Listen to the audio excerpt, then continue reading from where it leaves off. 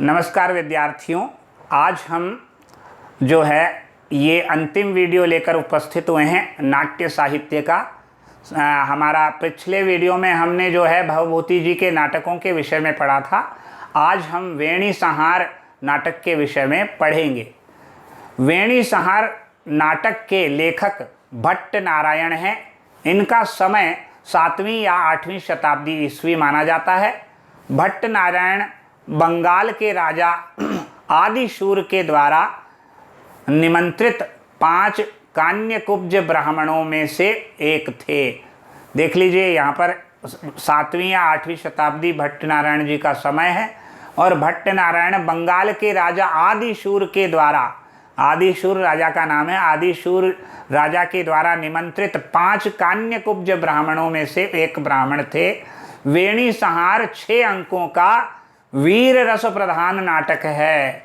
वेणी संहार 6 अंकों का वीर रस प्रधान नाटक है। इसका कथानक महाभारत पर आश्रित है।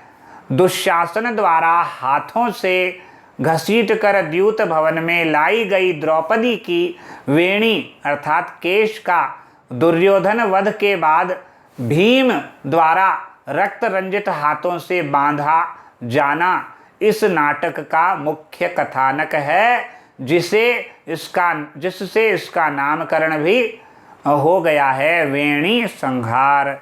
वेणी संहार मतलब केशों का, वेणी का चोटी का बांधना, चोटी का पुनः बांधना। एक बार वापस से समझ लेते हैं इस नाटक का कथानक। दुशासन द्वारा हाथों से घसीट कर द्यूत भवन में लाई गई द्रौपदी की वेणी अर्थात केश का दुर्योधन वध के बाद भीम द्वारा रक्त रंजित हाथों से बांधा जाना इस नाटक का मुख्य कथानक है। इससे इसका नामकरण भी वेणी संहार हो गया है। भीम ने प्रतिज्ञा की थी कि जिस वेणी को दुशासन ने खींचा है उसे उसी के रक्त से रंजित हाथों में बांधूंगा। बहुत बड़ा कथानक हो जाने से कहीं कहीं इसका स्वरूप कथात्मक हो गया है। भीम, द्रौपदी, कर्ण तथा अश्वत्थामा के चरित्र चित्रण में भट्ट नारायण जी को बहुत सफलता मिली है। कौन कौन से लोगों का चरित्र चित्रण किया गया है, एक बार वापस से नाम देख लेते हैं। यहाँ पर बहुत बड़ा कथानक होने पर भी कहीं कहीं इसका स्वरूप कथात्मक हो गया है। प्रमुख चरित्र पात्र हैं भीम, द्रौपदी, कर्ण तथा अश्वत्थामा के चरित्र चित्रण में भट्ट नारायण जी को पूर्ण सफलता प्राप्त हुई है। नाटक के बीच में दुर्योधन और भानुमति के प्रेम का भी दृश्य उपस्थित किया गया है, जो अत्यंत प्रभावपूर्ण है। देख लीजिए, भानुमति और दुर्योधन और भानुमति के प्रेम का दृश्य बहुत प्रभावपूर्ण है, किंतु विद्वानों ने नाटक के वीर रस प्रधान वातावरण में इसे अनुचित बताया है। कथानक के संयोजन में नाटककार कोई योगदान नहीं कर सकता है। ये जो है कथानक के संयोजन में नाटककार कोई योगदान नहीं कर सका है, किंतु कुछ रोचक प्रभावपूर्ण दृश्य उसने अवश्य प्रदान किए हैं। भट्ट नारायण की शैली ओज गुण से परिपूर्ण है, क्योंकि ओज गुण वीर रस में बहुत अधिक जो है सफलता प्रदान करता है, बहुत अधिक उपयुक्त है। तो यहाँ पर इसीलिए उन्होंने कहा भट्ट नारायण जी की शैली ओज से परिपूर्ण गौड़ी शैली है, जिसमें लंबे समास भरे हुए हैं। वीर रस प्रधान होने के कारण इसकी बहुत प्रसिद्धि हुई है। नाट्यशास्त्रियों ने इसके बहुत उद्धरण अपने ग्रंथों में दिए हैं। यहाँ पर भट्ट नारायण जी की कृति जो है वेणी संहार समाप्त होती है। अन्य नाटकों में यहाँ पर मैं कुछ नाम आपको सिर्फ नाम उल्लेख कर रहा हूँ। अन्य नाट्य कृतियों में संस्कृत भाषा में लिखे गए नाटकों की संख्या जो है 1000 से कम नहीं है। इसमें प्रतिदिन वृद्धि होती जा रही है। अभी भी लिखे जा रहे हैं लोगों के द्वारा नाटक। रूपकों के विभिन्न भेदों की रचना संस्कृत में होती रही हैं। इस प्रकार प्रकरण, भाण, प्रहसन, व्यायोग इत्यादि विविध रूपकों का लेखन होता रहा है। ये रूपकों के भेद हैं जो यहाँ पर मैंने बताया। विभिन्न रूपकों की रचना संस्कृत में होती आ रही है और इस प्रकार भाण, प्रहसन, व्यायोग, समवकार, डिम ये इत्यादि ये क्या है, ये रूपकों के प्रकार है। 10 भेद होते हैं, उनमें से ये हैं भाण, प्रहसन, व्यायोग, डिम, समवकार इत्यादि, अंक, वीथि। तो विविध रूपकों का लेखन होता रहा है। सर्वाधिक प्रचलित रूपक नाटक ही है। संस्कृत में कुछ नाटक प्रतीकात्मक भी लिखे गए हैं जो भावात्मक विषयों को जैसे मोह, काम, क्रोध, विवेक, शांति, भक्ति आदि पात्र बनाकर लिखे गए हैं। ऐसे नाटकों में कृष्ण मिश्र का एक नाटक प्रसिद्ध है जिनका समय 11वीं शताब्दी ईस्वी है। कृष्ण मिश्र का उनका नाटक है प्रबोध चंद्रोदय। और ऐसे ही एक कवि और हैं यशपाल जी का समय 13वीं शताब्दी ईस्वी है। यशपाल जी का एक प्रसिद्ध नाटक है मोह मुदगर। वेदांत देशिक जिनका समय 14वीं शताब्दी है, वेदांत देशिक 14वीं शताब्दी ईस्वी इनका समय है। इनका भी एक प्रसिद्ध ग्रंथ है संकल्प सूर्योदय। ये सभी प्रतीकात्मक नाटक है। कर्णपूर 16वीं शताब्दी के कवि हैं कर्णपूर, तो उनका भी एक प्रसिद्ध नाटक है चैतन्य चंद्रोदय इत्यादि प्रमुख हैं प्रतीकात्मक। भट्ट नारायण के बाद जितने नाटककार हुए उन्होंने प्रायः लक्षण ग्रंथों के आधार पर नाटक लिखे। इससे इस विधा का स्वाभाविक जो विकास समाप्त हो गया। ऐसे नाटककारों में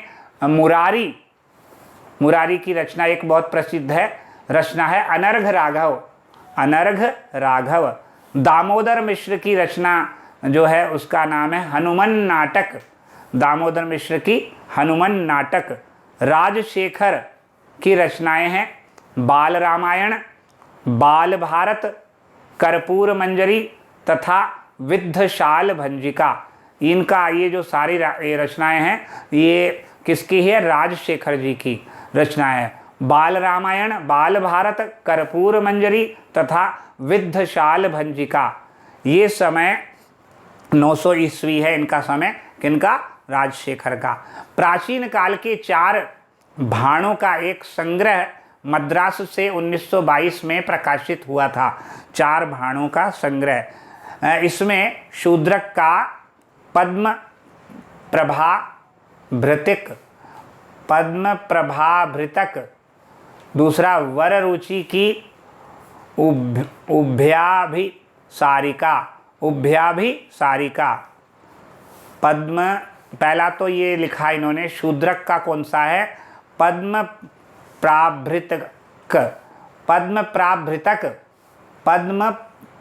प्राभृतक ये किसका है, पद्म प्राभृत, ये शूद्रक का है। दूसरा वररुचि की कौन सी है, उभयाभिसारिका। ईश्वर दत्त का कौन सा है, धूर्त विट संवाद। कौन सा है, ईश्वर दत्त का धूर्त विट संवाद। ईश्वर दत्त का धूर्त विट संवाद तथा श्यामीलक का कौन सा है, पाद ताड़ी तक। ये भाण हैं, 4 भाण जो 1922 में प्रकाशित हुए थे मद्रास से। 4 ये भाण थे। इनमें समाज के निम्न वर्ग का सजीव और रोचक चित्रण किया गया है। 7वीं शताब्दी के पल्लव नरेश महेंद्र विक्रम का मत्त विलास प्रहसन जो है तात्कालिक धार्मिक पाखंड का वर्णन करता है। यहाँ पर जो ये मैंने बताया 7वीं शताब्दी ईस्वी के पल्लव नरेश कौन, महेंद्र विक्रम का मत्त विलास प्रहसन ये तात्कालिक धार्मिक पाखंड का वर्णन करता है। 12वीं शताब्दी ईस्वी के वत्सराज ने 6 प्रकार के रूपकों की रचना की थी। ये 6 रूपक हैं पहला है किरातार्जुनीय, ये व्यायोग है, किरातार्जुनीय व्यायोग। रुक्मिणी हरण, ये क्या है? रुक्मिणी हरण, रुक्मिणी हरण ईहामृग है, ईहामृग, ठीक है। तीसरा है त्रिपुरदाह, ये डिम है, त्रिपुरदाह क्या है? डिम। फिर अगला है समुद्र मंथन, ये क्या है? समवकार, समुद्र मंथन समवकार है। और कर्पूर चरित, ये भाण है, कर्पूर चरित क्या है? भाण। तथा हास्य चूड़ामणि, यह प्रहसन है, हास्य चूड़ामणि।